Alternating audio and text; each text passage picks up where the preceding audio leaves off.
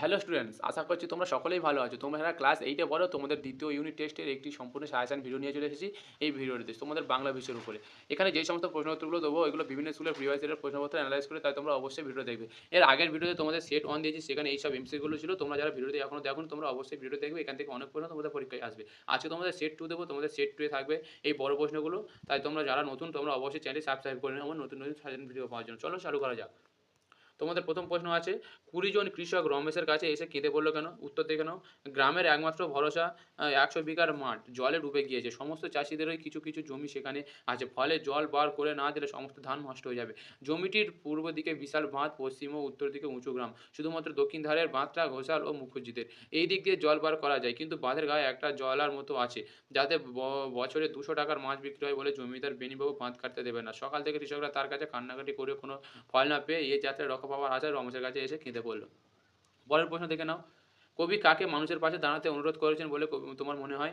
উত্তর, শক্তি চট্টোপাধ্যায় তার দাঁড়াও কবিতায় অসহায় মানুষের পাশে দাঁড়াতে আমাদের অনুরোধ করেছেন। তবে তিনি এই অনুরোধটি ঠিক কার কাছে করেছেন তা কবিতায় সঠিকভাবে উল্লেখ করা হয়নি। তুমি শব্দের মাধ্যমে কবি যাকে উদ্দেশ্য করেছেন তার পরিচয় স্পষ্ট নয়। তবে কবিতাটি পুনরায় পাঠ করলে স্পষ্ট হয় যে তুমি আসলে মানুষের হারিয়ে যাওয়া শুভ বোধ, মানবিকতা এবং মনুষ্যত্বকে প্রতীকভাবে প্রকাশ করেছে। কবি সেই তুমির মাধ্যমে মানুষের মধ্যে থাকা দয়ার, সহানুভূতির এবং মানবিক গুণাবলীর পুনর্জীবন চেয়েছেন। তুমি শব্দের মধ্যে তিনি মানবিকতা ও শুভবোধের পক্ষে একটি শক্তিশালী বার্তা প্রদান করেছেন, যেন তার একে অপরকে ঠকানো, হিংসতা ও স্বার্থপরতার বিপরীতে দাঁড়াতে পারে। পরের প্রশ্ন, মানুষ বড় কাঁদছে। কী কারণে কবি এই কথা বলেছেন? সমগ্র পৃথিবী জুড়ে চলছে ক্ষমতার রাজনীতি বা যা রাজনীতি, অর্থনীতি ও ক্ষমতায়নের খেলার মাধ্যমে সমাজকে অস্থির করে তুলেছে। দুটি বিশ্বযুদ্ধ, ঠান্ডা যুদ্ধ, বিচ্ছিন্নতাবাদ এবং উগ্রপন্থী মানসিকতা মানুষকে কঠিন পরিস্থিতিতে ফেলেছে। সমাজ মনুষ্য কবি শক্তি চট্টোপাধ্যায় জীবনকে কঠিন বাস্তবতার মাটি থেকে দেখেছেন। তাই সমাজের বিকৃতি ও ব্যভিচার দেখে তিনি গভীরভাবে মর্মাহত। সমাজের জটিল আবর্তে পড়ে মানুষ অসহায় হয়ে পড়েছে। এর মাধ্যমে স্বার্থপর মানুষরা অত্যাচার ও উত্তীপরণের খেলা খেলেছে। তারা বিচ্ছিন্ন ও আত্মকেন্দ্রিক হয়ে জীবনযুদ্ধে ক্ষতবিক্ষত হয়ে পড়েছে। এসব মানুষের দুর্দশায় কবি অত্যন্ত মর্মাহত হয়েছেন। তাই তিনি মানুষের দুঃখ কষ্ট, তাদের কান্না ও যন্ত্রণার কথা তুলে ধরেছেন। পরের প্রশ্ন দেখে নাও তোমরা স্টুডেন্ট। চারিদিকের মানুষই ফাঁদ পেতেছে। কবি একথা কেন বলেছেন? মানুষ শব্দের সঙ্গে হাসি ধ্বনির যোগ করেছেন কেন? তোমার কি মনে হয়?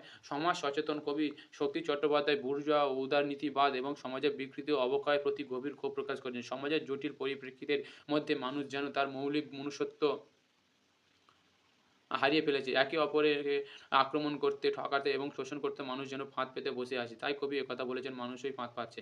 মানুষ শব্দের সঙ্গে ধ্বনি যুক্ত করে কবি মানুষের অস্তিত্বকে বিশেষভাবে চিহ্নিত করেছেন। এই পৃথিবীতে মানুষের শ্রেষ্ঠ জীব, যার মধ্যে দয়া, মায়া, ভদ্রতা, নম্রতা এবং পারস্পরিক সহানুভূতির অনুভূতি থাকা উচিত। কিন্তু আশ্চর্যজনকভাবে এই মানুষ একে অপরকে ঠকায়, শোষণ করে, খুন করে। মানুষের মধ্যে মানুষের প্রতি এই বর্বরতা এবং অমানবিকতা ফুটিয়ে তোলার জন্য কবি হস্যি ধ্বনিটির ব্যবহার করেছেন।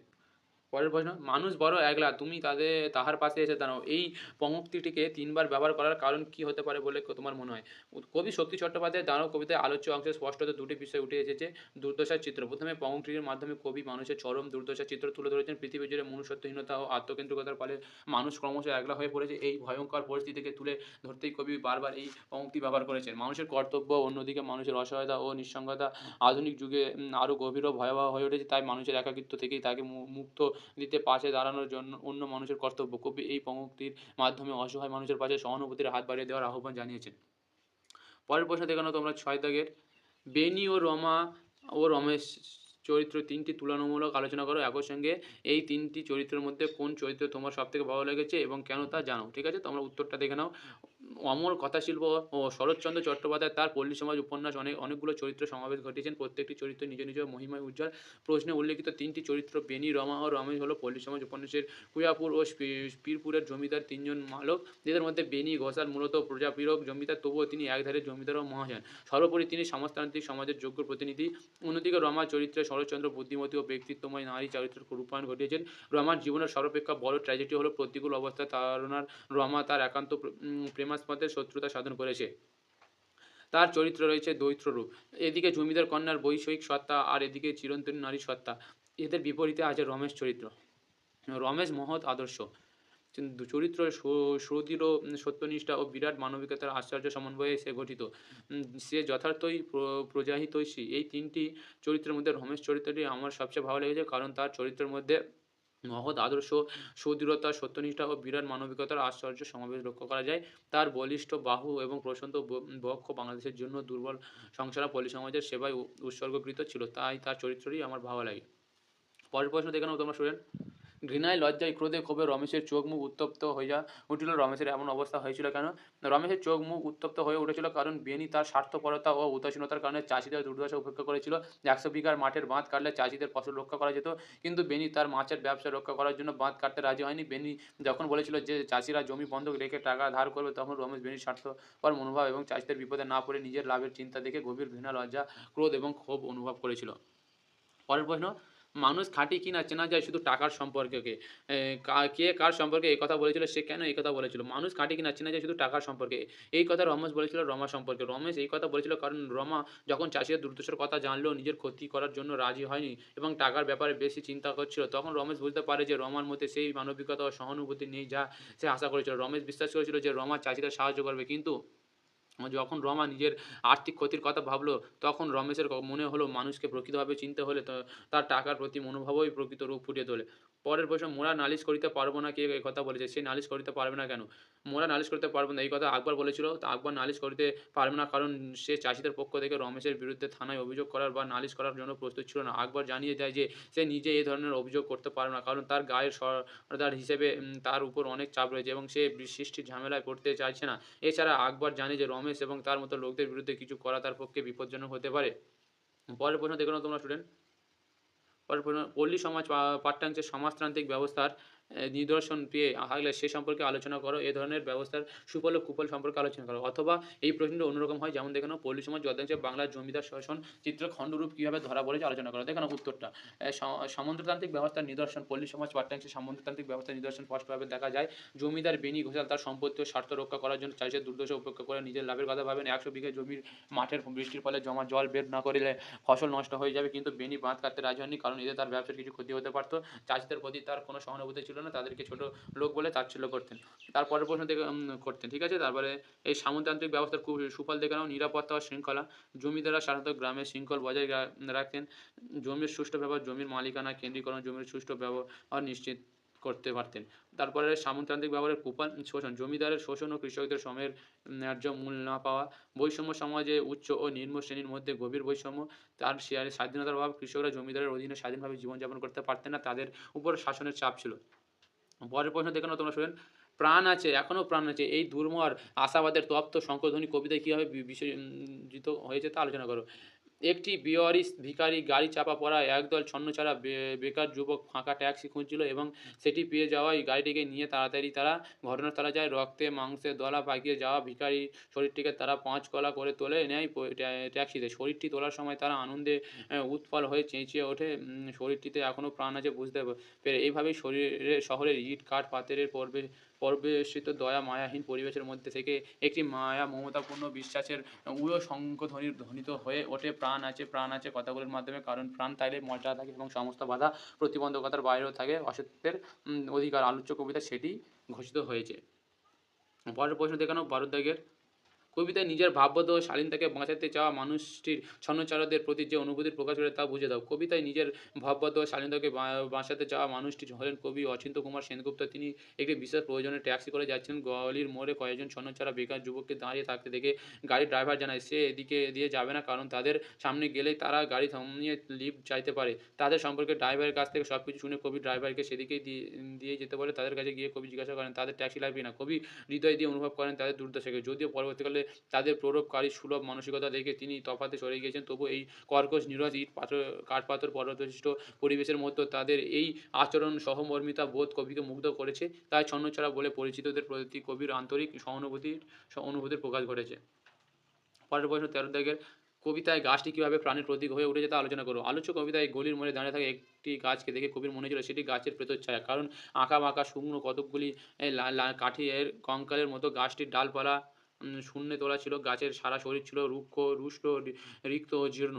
তাতে লতা পাতার কোনো চিহ্ন নেই কোনো সবুজের এক বিন্দু প্রতিশ্রুতি। রাস্তায় চাপা পড়া বেওয়ারিশ ভিখারিটিও যেভাবে রক্তে মাংসে দলা পাকিয়ে পড়েছিল, তাতে তার শরীরের প্রাণের উপস্থিতি নিয়ে সংশয় ছিল। তাছাড়া রাস্তায় দাঁড়িয়ে আড্ডা দেওয়া ছন্নছাড়া যুবকদের দেখেও বোঝার উপায় ছিল না তাদের মধ্যে দয়া মায়া এবং পরোপকারী সুলভ মন লুকিয়ে আছে। ঘটনাক্রমে ভিখিরির দলা পাকানো শরীরের প্রাণের উপস্থিতি এবং রগবাজাদের মনে দয়া মায়ার বহিঃপ্রকাশ লক্ষ্য করে কবি যখন ফিরছেন তখন তিনি দেখতে পান গলির মোড়ে দাঁড়িয়ে থাকা কঙ্কালসার গাছের মধ্যেও কচি কচি পাতার চিহ্ন দেখা দিয়েছে। বাতাসের প্রভাবে তারা মর্মরিত হচ্ছে। এভাবেই গাছটি প্রাণের প্রতীক হয়ে উঠেছে। পরের প্রশ্ন দেখে নাও তোমরা স্টুডেন্ট। ঘেঁষবেন না ওদের কাছে। ওই সাবধান বাণী কে উচ্চারণ করেন? ওদের বলতে কাদের বোঝানো হয়েছে? ওদের কাছে না ঘেঁষার পরামর্শ দেওয়া হলো কেন? ঘেঁষবেন না ওদের কাছে। এই সাবধান বাণীটি ট্যাক্সি ড্রাইভার উচ্চারণ করেছিলেন। ওদের বলতে বোঝানো হয়েছে ছন্নছাড়া বেকার যুবকদের যারা রাস্তার মাঝে দাঁড়িয়ে আড্ডা দিচ্ছিল। ড্রাইভার পরামর্শ দিয়েছিল ওদের কাছে না ঘেঁষতে। কারণ তার মতে ওরা নৈরাজ্য ও বিশৃঙ্খলার প্রতীক। যাদের জীবনে কোনো স্থিরতা বা শৃঙ্খলা নেই। তারা রাস্তার মাঝে দাঁড়িয়ে গাড়ি থামিয়ে লিফট চাইবে, বিরক্ত করবে এবং তারা সমাজের চোখে বিধি নিষেধহীন, দায়িত্বহীন, ভদ্রতার অভাবী কিছু যুবক। তাই ড্রাইভার মনে করেছিল তাদের এগিয়ে চলাই ভালো। পরের প্রশ্ন, কারা ওরা? কবিতা অনুসারে ওদের পরিচয় দাও। কবিতা অনুসারে ওরা হলো কিছু ছন্নছাড়া বেকার যুবক যারা সমাজের অবহেলিত ও বঞ্চিত শ্রেণীর প্রতিনিধি। তাদের নেই কোনো চাকরি, কলেজে আসন, বসবাসের ঘর, মাঠ, নেতা বা অনুপ্রেরণা। সমাজের চোখে তারা অপ্রয়োজনীয় ও অনর্থক। তারা নৈরাজ্যের নেই রাজ্যের বাসিন্দে যাদের জীবনে অনিশ্চয়তা ও অভাব অনটনে ভরা। তবে তাদের মধ্যেও আছে মানবিকতা ও সহানুভূতি যা দেখা যায় যখন তারা আহত ভিখিরিকে সাহায্য করতে এগিয়েছে। এইভাবেই কবি ওদের শুধু ছন্নছাড়া বলে না দেখে মানবিক মূল্যবোধের জীবন্ত প্রতিচ্ছবি হিসেবে তুলে ধরেছেন। পরের প্রশ্ন, ১৬ দাগের গলির মোড়ে একটা গাছ দাঁড়িয়ে, গাছ না গাছের প্রেতচ্ছায়া। একটি গাছ দাঁড়িয়ে আছে বলেও কেন পরে পংক্তিতে তাকে গাছের প্রেতচ্ছায়া বলা হয় তা বুঝিয়ে দাও। গাছ বলতে সাধারণত আমরা বুঝি সবুজ পাতা, ফুল, সতেজতা ও প্রাণশক্তিতে ভরপুর একটি সজীব উদ্ভিদ। কিন্তু কবি যে গাছটিকে দেখেছিলেন তাতে ছিল না কোনো লতাপাতা, ছিল না ছাল বাকল, এমনকি একটুকু সবুজের চিহ্নও ছিল না। সেটি ছিল শুষ্ক, রুক্ষ, রিক্ত ও জীর্ণ যেন শুকনো কাঠির কঙ্কালে গঠিত এক মৃতপ্রায় গাছ। তার মধ্যে কোনো সতেজতা বা সৌন্দর্য ছিল না। এই কারণে কবির মনে হয়েছে সেটিকে গাছ না বলে গাছের প্রেতচ্ছায়া বলা যেত। কারণ সেটি ছিল প্রাণহীন ও নিস্তেজ যেন এক মৃত গাছের ছায়া মাত্র। পরের প্রশ্ন, প্রত্যেক বীজ হইতে গাছ জন্মে কিনা কেহ বলতে পারে না। বীজ থেকে গাছের জন্মের জন্য অত্যাবশ্যকারী শর্তগুলি আলোচনা করো। বীজ থেকে গাছের জন্মের জন্য অত্যাবশ্যকীয় শর্ত হলো উত্তাপ, জল ও মাটি। প্রতিটি বীজ থেকে গাছ জন্মায় কিনা তা কেউ বলতে পারে না। কারণ কোনো বীজ হয়তো পাত্রের উপর পড়ল, ফলে সেখানে সেই বীজ থেকে অঙ্কুর বের হওয়া সম্ভব হলো না। যতক্ষণ মাটির সংস্পর্শে উপযুক্ত স্থানে বীজ পড়ে ততক্ষণ পর্যন্ত তা থেকে অঙ্কুর জন্মাতে পারে না। জল ছাড়া বীজের অঙ্কুরোদগম সম্ভব হয় না। জল শোষণ করে বীজ থেকে গাছ জন্মায়। অতিরিক্ত উষ্ণতা বা শীতলতা বীজের অঙ্কুরোদ্গমের পক্ষে সহায়ক নয়। যথোপযুক্ত অনুকূল উষ্ণতা প্রয়োজন। সর্বোপরি যথোপযুক্ত অনুকূল পরিবেশেই বীজের অঙ্কুরোদ্গম ঘটে। পরের প্রশ্ন, নানা উপায়ে গাছের বীজ ছড়াইয়া যায়। উপায়গুলি পাঠ্যাংশে অনুসরণে আলোচনা করো। উত্তর দেখে নাও তোমরা। বীজ ছড়ানোর প্রক্রিয়া সম্পর্কে লেখক জানিয়েছেন, প্রথমত পাখিরা ফল খেয়ে দূর দূর দেশে বীজ নিয়ে যায়, ফলে অনেক জনমানবহীন দ্বীপ ও গাছ জন্মে থাকে। এছাড়া অনেক সময় বীজ প্রবল বাতাসে উড়ে গিয়ে দূর দূরান্তে ছড়িয়ে পড়ে। বিশেষত শিমুল গাছের ফল রৌদ্রে ফেটে যাওয়ায় তারপর তার বীজ ধুলোর সঙ্গে উড়ে বেড়াতে থাকে। এইভাবে দিনরাত দেশান্তরে বীজ ছড়িয়ে পড়ে। পরের প্রশ্ন দেখে নাও ১৯ দাগের, গাছের জীবন মানুষের ছায়ার মতো। লেখকের এমন উক্তি অবতারণার কারণ বিশ্লেষণ করো। লেখক জগদীশচন্দ্র বসু গাছকে নিবিড়ভাবে ভালোবেসে তাদের জীবনের বিভিন্ন দিকগুলিকে পর্যবেক্ষণ করেছেন। এর থেকে তার মনে হয় যে গাছের বৈশিষ্ট্যগুলি মানুষের মধ্যেকার নানান অভাব বৈশিষ্ট্যের অনুরূপ। মানুষের মতো এদের জীবনে অনেক অভাব অনটন এবং দুঃখ কষ্ট আছে। অভাবে পড়ে এরাও মানুষের মতো চুরি ডাকাতি করে। মানুষের মধ্যে যেমন সদ্গুণ আছে এদের মধ্যে সেই সগুণের বহিঃপ্রকাশ লক্ষ্য করা যায়। এরাও একে অন্যকে সাহায্য করে। এদের মধ্যেও বন্ধুত্বের সম্পর্ক গড়ে উঠতে দেখা যায়। মানুষের প্রধান গুণ হলো স্বার্থত্যাগ। এই গুণটি গাছেদের মধ্যেও লক্ষ্য করা যায়। মানুষের সমাজে মা তার নিজের জীবনের দিয়ে সন্তানের জীবন রক্ষা করে। উদ্ভিদের ক্ষেত্রে এই মানবিক বৈশিষ্ট্যের পরিচয় মেলে। এই সমস্ত লক্ষণের প্রতি দৃষ্টিপাত করে জগদীশচন্দ্র বসু বলেছেন, গাছের জীবন মানুষের জীবনের ছায়ামাত্র। পরের প্রশ্ন, জীবনের ধর্ম কীভাবে রচনাংশটিতে আলোচিত ও ব্যাখ্যাতে হয়েছে তা বিশ্লেষণ করো। গাছের কথা নামক রচনায় বিজ্ঞান চর্চা জগদীশচন্দ্র বসু গাছের জীবন ধর্মের আলোচনা প্রসঙ্গে জীবনের স্বাভাবিক ও সাধারণ ধর্ম সম্পর্কে সুনিশ্চিত মতবাদ দিয়েছেন। শুকনো ডাল আর জীবিত গাছের তুলনা করে তিনি বলেছেন, বিকাশ, বৃদ্ধি ও গতি হলো জীবনের ধর্ম। শুকনো ডালের এই বৈশিষ্ট্য নেই, গতি বোঝাতে লেখক লতানো গাছের উদাহরণ দিয়েছেন। বিকাশ ও পরিণতি যে প্রাণের ধর্ম তা বোঝাতে তিনি বীজ ও ডিমের কথা বলেছেন। উত্তাপ, জল ও মাটির সংস্পর্শে বীজ থেকে অঙ্কুরোদ্গম হয় এবং তা থেকে যথাসময়ে চারাগাছ বৃদ্ধি পেয়ে পরিণত হয়ে ওঠে। অনুরূপভাবে মানব জীবনে উপযুক্ত পরিবেশের গুরুত্বপূর্ণ ভূমিকা আছে। দেখো স্টুডেন্ট, আজকে তোমাদের এই সেট 2 দিলাম, সেট 2 এ বড় প্রশ্ন দিয়ে দিলাম সমস্ত। এরপরে তোমাদের সেট 3 আছে, সেট 3 তেও কিছু বড় প্রশ্ন আছে। অবশ্যই তোমরা চ্যানেলটি সাবস্ক্রাইব করে নিও এই ভিডিওটি পাওয়ার জন্য। ঠিক আছে? আর তোমরা যারা নতুন তোমরা চ্যানেলটি সাবস্ক্রাইব করে নেবে কিন্তু। আর যেই প্রশ্ন উত্তরগুলো দেবো এগুলো তোমরা অবশ্যই রেডি করবে। এখান থেকে অনেক প্রশ্ন তোমাদের পরীক্ষায় আসবে। এর পরের ভিডিওতে তোমাদের সেট 3 দেবো। আর সেট 1 আর 2 দিয়ে দিলাম। তোমরা যারা সেট 1 দেখোনি অবশ্যই দেখে নেবে। এখান থেকে অনেক প্রশ্ন পরীক্ষায় তোমাদের কমন আসবে। ধন্যবাদ।